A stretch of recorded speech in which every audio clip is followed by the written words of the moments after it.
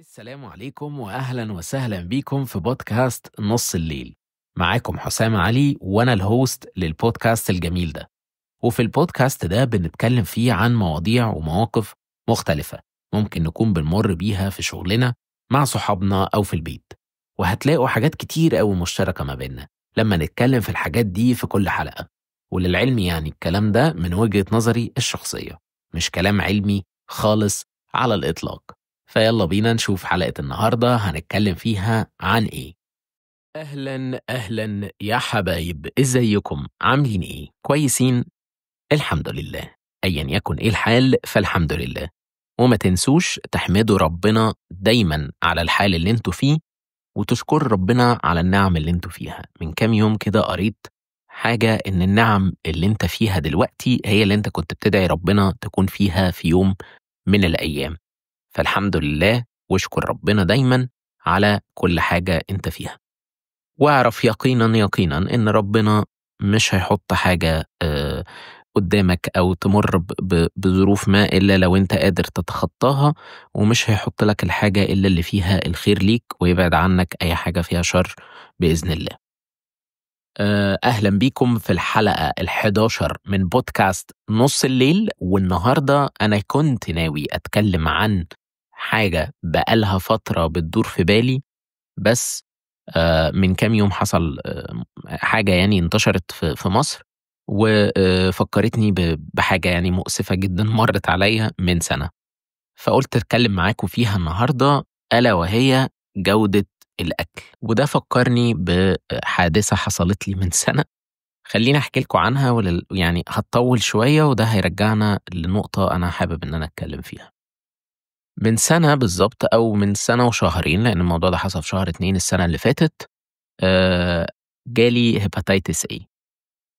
أنا شخص بحب الأكل جدا، بحب الأكل بستلذ بيه، يعني بحبه لأنه حلو، بحب أستطعم الأكل، بحب أجرب الأكل الجديد، بحب أجرب من مطاعم كتير، كل الكلام ده أنا باحبه جدًا.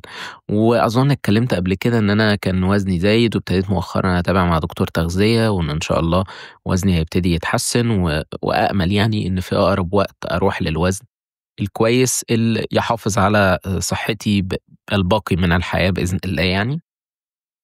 آمم بس من سنة وشوية كنت أنا للأسف الشديد يعني باكل كتير أوي من برّه، وباحب أجرّب مطاعم كتير أوي، فكل يوم أو 2 لازم أجرّب مطعم جديد. و وحصلت حاجة مؤسفة إن في يوم من الأيام صحيت سخونية شديدة، بطني وجعاني جدًا، وكل ده أنا متخيّل إن ده فيروس إنفلونزا، وإن أنا هاحتاج بس آخُد شوية مسكنات وخافض حرارة وخلاص الموضوع هينتهي. استأذنت اليوم ده من الشغل إن أنا مش قادر فعلًا أتحرّك أصلًا ولا قادر أقوم من السرير، بالفعل ما رُحتش الشغل، فضلت اليوم ده كلّه قاعد تقريبًا في السرير، ما باعملش أي حاجة غير إن أنا باخد في أدوية خافض حرارة ومسكنات، لإن جسمي كان فعلًا متدمّر جدًا. وعلى آخر اليوم كان أي حاجة تتحط في بُقّي مجرّد بس تنزل بطني هي ساعتين، ساعتين وهتترجّع. هاقوم أرجّعها، ما فيش أي حاجة نافعة، لا شوربة نافعة ولا زبادي نافع ولا مَيّة نافعة ولا أي حاجة نافعة، حرفيًا، حرفيًا أقل حاجة باحطها في بطني بارجّعها، وهي ساعتين، ساعتين بالثانية وبالدقيقة وكل حاجة، هتتحط الساعة 14:00 الساعة 16:00 هاقوم أرجّعها. فالموضوع كان قاسي جدًا ومؤلم جدًا بشدة لا تتخيلوها. لو حد مَر بده قبل كده هيتفهم ده، ولو حد مَر بده وشاف إن هو الموضوع ما كانش موجع أوي، فخلّيكم عارفين إن الحاجات دي بتختلف باختلاف الأشخاص. المهم إن أنا كنت قعدت 3 أيام متخيّل إن دي إنفلونزا شديدة، فبالتالي أنا كلّمت والدي ووالدتي والله أنا تعبان بس مش هاعرف آجي لكم علشان يعني والدتي قالت لي: "طَب تعالَ وخلّيك قاعد معانا وهنقعدك في أوضة لوحدك." وأنا كنت فاكر الموضوع كورونا بقى وداخل في حتّة مش لطيفة، فخايف أروح عشان أعديهم أو كده. قُلت لها: "لأ، أنا إن شاء الله الدنيا هتتحسن." بس للأسف الشديد أنا كان اليوم يعني اليوم اللي أنا فيه النهارده هو أفضل بكتير من بُكرة. يوم يعدّي بالاقي الدنيا بقت أشد سوءًا وأشد وجعًا ومش قادر أتحمّل الوجع ده، ففضلت ال3 أيام حرفيًا على هذا الحال لحد تالت يوم تقريبًا كان عندي نبطشية في الشغل، قُمت وحسّيت إن الدنيا أحسن شوية فنزلت، هُم كلموني قالوا لي: "هتقدر تيجي؟" قُلت لهم: "آه أنا جاي أهو خلاص." ونزلت ورُحت والدنيا كانت تمام لحد ما وصلت، بطني وجعتني وجع شديد جدًا ومش قادر، وهُم لمّا شافوني كده قالوا لي: "لأ قوم روّح أحسن، أنت مش هتقدر تكمّل، حد فينا هيكمّل مكانك." والحمد لله مشكورين يعني إن هُم عملوا حاجة زي كده، لإن فعلًا بقى طلع الموضوع سيء جدًا للغاية يعني. روّحت قُلت أنا مش قادر هانزل أكشف في أقرب مكان ليّا، رُحت طوارئ في مستشفى قريّبة، للأسف الشديد يعني ما دخّلونيش على الطوارئ، قالت لي: "هتكشف في باطنة كده في دكتور باطنة موجود." دفعت فلوس الكشف ودخلت وخدت أسوأ كشف أنا ممكن أكشفه عند دكتور في حياتي. عارفين أسرع من سلق البيض، يعني حرفيًا سلق البيض بياخد وقت يعني. لو قُلت إن هو سلق بيض فأنا كده باظلم سلق البيض، لإن هو ما خدش 3، 4 دقايق في الكشف. ومش باقول إن هو ضروري إن هو يطوّل، وممكن يكون الراجل كان شاطر جدًا وإن هو اكتشف حاجة سريعًا أكتر من اللي أنا كنت حاسس بيه أو، بس اللي أنا حسّيت بيه كان غير مُرضي بالنسبة لي، وأنا مؤمن جدًا إن أنت طول ما أنت نفسيًا مش مرتاح مع الدكتور ده، فأنت مش هتتحسّن even لو الدكتور حتى بيدّيك العلاجات الصح وشخّصك تشخيص صح، طول ما أنت نفسيًا مش مرتاح فأنت مش هتكمّل. ف باحب أروح لحد أنا مرتاح له نفسيًا يعني. فخدت الورق منّه وخدت روشتّته وأنا مش مقتنع بنُص الكلام اللي مكتوب، فكلّمت والدي ووالدتي قُلت لهم: "أنا جاي بس خلّي بابا بس يكون جاهز يودّيني على المستشفى الفُلانية، وهنروح للدكتور الفُلاني بعدها، المستشفى الفُلانية عشان هنعلّق محاليل، وبعدها هاروح للدكتور عشان أكشف وأشوف الوضع إيه." رُحت المستشفى والحمد لله بعد تعليق المحاليل كانت لأول مرّة أحس إن أنا مرتاح جدًا، وأول ما نزلت رُحت جِبت مَيّة وشربتها كلّها، كنت حاسس إن أنا مش محتاج أو خايف إن أنا هارجّع أو كده. والحمد لله، الحمد لله على النعمة فعلًا إنّك قادر تشرب المَيّة وتبلعها وتنزل وأنت مش خايف إنّها تترجّع تاني. فالحمد لله فعلًا الموضوع عدّى على خير اليوم ده، وبعدها رُحت للدكتور حجزت سألت يعني كذا حد من زمايلي أروح لمين، أروح لمين، كلّهم رشحوا لي أغلبهم يعني رشحوا لي شخص ما بعينه ورُحت له. وأول ما شافني قال لي: "تعالَ لي وشّك مصفِر ليه كده؟" فأنا ما كنتش مُدرك ده، بس أول ما قال لي: "وشّك مصفِر" عرفت إنه hepatitis. فقُلت له: فعلًا؟" قال لي: "آه تعالَ." قال لي: "شكله hepatitis." قال لي قال لي: "الأعراض اللي عندك إيه؟" ابتديت أتكلم راح هو مكمّلها، قُلت له: "مضبوط حصل." فقال لي: "تمام، ده hepatitis بنسبة 99% بس هنعمل التحاليل عشان نتأكد لإن في نسبة 1% إن يكون كلامنا كلّه غلط أو hepatitis ومعاه حاجة تانية." عملنا التحاليل ورجعت له تاني وابتديت أمشي على العلاج والحمد لله الدنيا اتحسّنت وقال لي أجازة لمدة شهر. راحة تامة لمدة شهر، الموضوع محتاج راحة مش محتاج حركة ولا تعب ولا أي حاجة من الحاجات دي، فأنت هتقعد مع والدك ووالدتك وإيه، عيش حياتك بقى في أكل مسلوق والكلام ده كله. للأسف الشديد اضطريت إن أنا أتمرمط يومين بعد الكشف ده وبعد ما قال لي راحة لمدة شهر وكتب لي تقرير مبدئيًا عشان أروح بيه أكشف في الشغل وأعرف آخد إجازة مرضي. للأسف أنا ما كنتش عامل دفتر التأمين، فاضطريت إن أنا أتمرمط يومين ومرمطت أهلي معايا في اللف على شوية ورق يخلص عشان أروح أعرف آخد إجازة بيه. الحمد لله برضه عدّى على خير والدنيا مشت يعني بسلام وخلصت وخدت الإجازة و زمايلي كانوا من الشغل سواء private أو سواء الحكومة كانوا متعاونين جدًا وكلّهم كانوا بيطمنوا من فترة للتانية الحمد لله برضه على كل شيء يعني، بس ده يرجّعنا لنقطة مهمة، ألا وهي جودة الأكل. النقطة فين بقى؟ إن الدكتور قال لي: "أكلت إيه؟" قُلت له: "أنا مش عارف." حضانة الفيروس ده جوّه جسمك عشان يظهر لك أعراض تاخد من أسبوع لأسبوعين، فإن أنا أفتكر قبل ما تعبت أسبوع، أسبوعين كلت إيه معيّن تعبني مش هافتكر، لإن أنا كلت على الأقل من 7 أماكن، هاعرف منين ده أي واحد؟ هو قال لي: "أنت أكلت من مكانٍ ما يعني الدنيا فيه سيئة." عشان تبقوا عارفين لمن لا يعلم يعني الهيباتيتس ده hepatitis A بيتنقل عن طريق الstool. عشان يعني أسهّل الموضوع شوية وما يكونش مُقزّز لكتير منكم، فلو حد إيده مش نضيفة بعد ما دخل الحمّام وطلع لمس مَيّة أو أكل وأنا كلت منّه وهو كان عنده المرض ده، فأنا هييجي لي ده على طول، يعني كده هييجي خلاص طالما هي كده حصلت يعني طالما السيناريو ده تم فهتيجي لي، ومش هتيجي لي أنا بس هتيجي لأي حد تاني أكل من نفس الأكل أو شرب من نفس الشرب. فبالتالي أنا أكيد أكلت من مكان أكلت حاجة مش نضيفة، ونحط في الاعتبار إن ممكن أكون اشتريت خضار برضه مش نضيف، اتلمس وأنا ما غسلتوش كويس أو ما اتعاملش المعاملة الكافية الكويسة وكلت منه، وبالتالي حصل الحاجة ديّة، مش شرط من مطعم يعني عشان برضه ما أكونش باقول إن الموضوع ده في المطاعم بس، أنا ممكن أكون أنا عملت حاجة بالغلط، مع إني أشُك لإن يعني في الغالب أنا باغسل الحاجة كويس، بس لعل وعسى سهوًا في حاجة وقعت من النُص مثلًا ما اتغسلتش كويس أو كده. فده يودينا لنقطة مهمة، جودة الأكل وحرص الناس اللي بتعمل الأكل ده في تقديم خدمة بتُقدّم لناس كتير.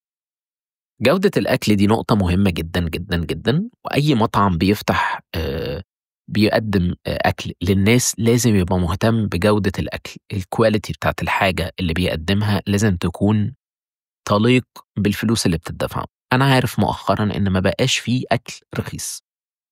هات لي كده أي مطعم تقدر تجيب منّه أي حاجة بسيطة، هي على الأقل هتدفع لك 100 جنيه عشان تجيب حاجة مُشبعة ليك، و100 جنيه ده مش مبلغ بسيط sorry، ده مش فلوس بسيطة. آمم ف فإنّي أدفع 100 جنيه في حاجة في الآخر تمرضني، فأنت كده عندك مشكلة. للأسف الشديد يعني إحنا ما عندناش يعني أو بقيت مؤخرًا حاسس إن الناس بتعمل الحاجة اللي تستفيد منها بدون ما تحس أو تحط نفسها في مكان غيرها. يعني لو افترضنا إن اللي حصل لي ده كان من مطعم، فليه صاحب أولًا هاحط كذا سيناريو للنقطة دي، لو ده حصل لي من مطعم ألِف، فليه صاحب مطعم ألِف ده لمّا شاف العامل الفلاني اللي عنده ده تعبان ما عطالوش إجازة، فهنفترض إن برضه ما كانش بان عليه التعب. ليه العامل الفلاني ده ما بيغسلش إيده قبل ما بيتعامل في أكل كويس، يغسل إيده كويس وأنت عارف إن الاشتراطات الصحية في التعامل مع الغذاء وأي حاجة من الحاجات اللي زي دي آآ، بتُحتّم عليك إنك تقريبًا كل 20 دقيقة لازم تروح تغسل إيدك غسلة كويسة، على الأقل 20 ثانية بمَيّة وصابون. فليه ده ما بيحصلش؟ ليه أنت كعامل شغال في حاجة زي كده ما تحطّش نَفْسك مكاني، ما تحطّش نَفْسك إنّك بتقدّم الأكل ده أو إن الأكل ده بيُقدّم ليك أنت. لو هارجع وأقولها للمرّة ال50.000 لو كل شخص بيحُط نَفْسه مكان الشخص التاني، الدنيا هتبقى أحسن بكتير. بس أنا بقيت مؤخرًا حاسس إن الموضوع مش كده، موضوع الناس ما بتحطّش نَفْسها مكان حد، هو أنا بقيت باحس إن اللي قدّامي ده عايز يمُص منّي أكتر كَم من الفلوس بدون ما هو يصرف كتير، ويكون ربحه يتعدّى ال500% ودي حاجة مش صح. أنت نَفْسك إزاي تبقى راضي عن نَفْسك وأنت بتعمل حاجة زي كده؟ ده اللي أنا باستغربه. ليه يعني ليه يبقى تفكيرك دائمًا وأبدًا إنّك تاخُد منّي يعني أكبر قدر من الفلوس وما تدّينيش الquality أو الحاجة اللي تستحق المبلغ اللي أنا بادفعه ده عشان يعني يكون ليك سُمعة كويسة على الأقل، لأ، أنت بتحاول تدوّر على السُمعة الكويسة بإعلاناتك، بالbranding اللي أنت بتعمله، بالناس اللي أنت بتجيبها، بالناس اللي بت ب ب بتعمل لك تسويق مش تسويق عشان بس تسويق ده باسوّق سُمعته يعني. بتعمل لك تسويق للمنتج بشكلٍ ما وبتدفع فلوس في الحتّة دي وما بتهتمش إنّك تدفع فلوس في المنتج اللي أنت بتقدّمه، لإنّك يعني أنت مش متخيّل إنّك لو دفعت المبلغ أو المبالغ اللي أنت بتقدّمها دي في المنتج ده word of mouth إنّك الكلمة اللي هتطلع من كل شخص هتبقى أحسن مليون مرّة من 50,000 إعلان. بس للأسف أنا عارف إن مؤخرًا هي دي اللي بقت ماشية، إن الإعلانات هي اللي بقت ماشية وإن الدنيا البروباجندا اللي بنعملها هي دي اللي بقت ماشية وإن هي دي اللي بتجيب الرجل و. وده يعني لو أخدتوا بالكم في المطاعم اللي اتقفلت دي أو المحلات اللي اتقفلت دي، هتلاقوا إن دول كانوا الأكثر trending في الفترة الأخيرة، وإن هم اللي كانوا بيكسبوا العين والنظرة وبتاع. هارجع تاني لحتة جودة الأكل. أنا لمّا آجي أروح مطعم، say إن أنا رُحت مطعم fancy جدًا وشيك جدًا وهادفع في أكلة شبعتني وكويسة وكله زي الفل، شبعتني ودفعت فيها 5000 جنيه، بس كان فيها حاجة مش عاجباني في النُص. إحنا بنفترض افتراضات، أنا مش باقول حاجة حصلت بالفعل بقى، أنا هافترض افتراضات. فلنفترض يعني إن ده حصل، وإن أنا رُحت مطعم وأكلت أكل ودفعت 5000 جنيه، بس كان في حاجة في النُص ما عجبتنيش. جه الwaiter أو اللي هيحاسبني فيما بعد، وهو بيحاسبني بيقول لي: "إيه رأيك؟" هل أنا المفروض إن أنا أقول رأيي كاملًا والّا ما أقولش رأيي؟ هل جودة الأكل عجبتني، المفروض أقول رأيي والّا ما أقولش رأيي؟ كل الحاجات دي لو أنا اتسألت عليها، فأنا شايف إنك لازم تقول رأيك، لإن ده حقك، في الأول وفي الآخر هو حقك. ممكن حد يقول لي: "طب هيعمل لك إيه يعني؟"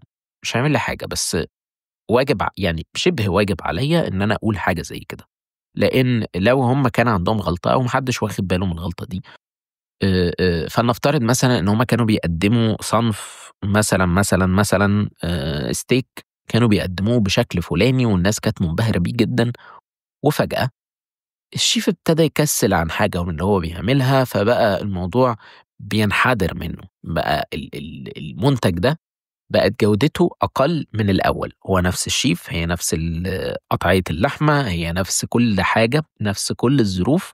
اللي اختلف إن الشيف بقى بيتكاسل عن حاجة من الحاجات أو الخطوات اللي بيعملها في تقديم الصنف ده. فلنفترض إن هو أنا اللي رُحت في أول مرّة الشيف ابتدى يتكاسل فيها، وجه حد سألني وقال لي: "إيه رأيك؟" فأنا حسيت إن الsteak اللي أنا كلته المرّة دي مش زي المرّة اللي فاتت. هل أقول له آه تمام، والّا هل واجب عليّا إن أنا أقول لأ، في حاجة غلط المرّة دي، أو إن اللي أنا كلته المرّة دي مش زي المرّة اللي فاتت؟ لو اللي جه سألني ده قام بدوره ورجع للمدير وقال له الترابيزة الفلانية كان الراجل جاله steak واشتكى إن في حاجة، المدير رايح للchef: هل أنت عملت حاجة غلط في الsteak؟ فلو السلسلة أو السيناريو اللي أنا باقوله ده حصل، الchef مش هيتكاسل تاني، لإنه عارف إن في رقابة وحاجة باصة عليه من بعيد. شوف الموضوع جه منين، المدير ما شافوش direct وهو بيتكاسل، بس جات الحتّة من حد، من زبون جاي ياكل وعارف حاجة زي كده. فلو ده ما حصلش وإن أنا قُلت لأ تمام، وجه اللي بعدي قال لأ تمام، واللي بعده قال تمام، واللي بعده قال تمام، الشكوى ما اتكررتش، فخلاص الchef بقى حَس إن الدنيا ماشية وإن ما فيش حد اعترض على حاجة، فأنا هاكمّل في اللي أنا فيه. المنتج ده كمنتج وquality قَل، وبالتالي فيما بعد الكلمة اللي هتطلع إن الsteak ما بقاش حلو في المكان ده، ما حدش هييجي عشان ياكل الsteak، فالsteak مبيعاته هتقل، فبالتالي مبيعات المطعم كمطعم كلّها كمان ممكن تقل، لإن اللي كان بيروح عشان ياكل steak بس مش هيروح المطعم ده وهيدوّر على مطعم تاني. فأنت استفدت إيه؟ هي دي النقطة اللي أنا عايز أرجع لها أو عايز أوصل لها. أنت كصاحب مكان، يعني بالله عليك بتستفاد إيه؟ بتستفاد إيه لمّا توصل بالحال لكده؟ هل لو كان في منّك رقابة على العمّال، يعني لو الغلطة يا سيدي مش غلطتك وأنت بتوفّر كل حاجة بpremium quality وبتعمل كل اللي عندك وبتدفع كل الفلوس، طول ما فيش رقابة على العاملين عندك، طول ما هيحصل لك مشاكل. ما تفتكرش إنها فهلوة، ما تفتكرش إنها نصيحة منّك، ما تفتكرش أي حاجة من الحاجات دي. في الأول وفي الآخر الأرزاق بإيد ربنا. ما تفتكرش إن أنت فهلاوي أوي فهتعرف تجيب الرزق. ربنا لو مش كاتب لك رزق، هو هيفضل مش مكتوب لك. لو ربنا كاتب لك رزق هييجي لك من حيث لا تعلم. ما تفتكرش إنها نصيحة منّك إنّك تعمل حاجة زي كده، أو إنّك تخفي حقايق أو. كده الناس بقت مؤخرًا واعية للي هي بتعمله، أغلبهم للأسف الشديد يعني يعني الأغلب واعيين، وللأسف الشديد في قلة يعني، أو نقدر نقول 50، 50 يعني 50 بقوا واعيين و50 للأسف بيجروا ورا الترندات ومش واعيين بأي حاجة، ولو أكل حاجة وحشة بس هي ترندي فيقول لك أوف دي جامدة جدا، دي رهيبة، دي مش عارف إيه. ولذلك أنا ما بحبش الترند. أنا أي حاجة ترندي أنا ما بحبهاش، أنا بستنى لما تهبط خالص، ولو عايز أجربها هجربها. لكن طول ما هي ترندي أنا عارف إنها هتاخد منظور آخر من ناحية الناس، يعني أو للأسف الشديد لما يبقى فيه إقبال على حاجة بشدة، ممكن نقول إنها بتتسلق شوية، أو يعني بيتعمل فيها حاجة مش مظبوطة شوية. آآ أتمنى فعلًا إن كل واحد في كل مكان يقوم بدوره، ما أتمناش خالص، خالص، خالص إن أي حد يتكاسل عن دوره أو مهامه اللي هو محطوط ليها، لإن تكاسلك عن الحاجة دي هو اللي بيؤدي للأسف لمشاكل فيما بعد كبيرة، وكل ما بتتكاسل كل ما للأسف المشكلة بتكبر أكتر وأكتر، وما بتعرفش عواقبها إيه. أتمنى من كل أصحاب المطاعم والسلاسل والحاجات اللطيفة اللي بتحصل وبتظهر كتير أوي مؤخرًا، إن هم يهتموا بجودة الأكل. جودة الأكل مهمة لسمعتك ولمبيعاتك ولكل الحاجات دي. ما تسترخصش في الحاجة اللي أنت بتعملها، أنت في الأول وفي الآخر أنت بتاخد فلوس من الناس مش قليلة. فما تفتكرش إنك عشان تكسب أكتر فلازم تقلل في المواد الخام اللي أنت بتجيبها خالص. يعني كل ما هتصرف وتجيب مواد خام أنضف وتحافظ عليها وتخزنها بشكل كويس، كل ما هتلاقي مبيعاتك اتحسنت والناس الذواقة موجودة كتير وكلمتهم مسموعة في الدايرة بتاعتهم، وهتلاقي الناس بتيجي لك عن طريقهم مش عن طريق الإعلانات. وحاولوا إن أنتم تحافظوا على الحاجة ديّة، يعني طول ما أنت بتعمل حاجة بشكل كويس حاول بقدر الإمكان إنك تحافظ عليها، ما تسوّقش الحاجة بإيدك، ما تبقاش أنت اللي بتسوّق منتجك بإيدك، يعني بتسوّق سمعته، مش تسويق عشان ما يبقاش في لغط في الحتّة دي، بتسوّق أنت منتجك بإيدك بلاش تعمل كده يعني. أتمنى بشدة إن الناس تحافظ على صحتها وإنك العاملين في كل المطاعم وفي كل الأماكن اللي بتقدّم أكل وتقدّم خدمات للناس، إن هُم بس يحطّوا نَفْسهم ولو لمرّة مكان الشخص اللي بيقدّم له الحاجة ده، وأنا واثق، واثق، واثق إن لو ده حصل في مرّة هتلاقي نَفْسك الدنيا بقت بتتحسّن أكتر وأكتر. شكرًا ليكم. وحافظوا على صحتكم واشكروا ربنا على النعم اللي انتم فيها. وإلى هنا تنتهي حلقتنا اليوم في بودكاست نص الليل، واشوفكم في الحلقات الجاية إن شاء الله، واشوفكم على خير. سلام يا حبايبي.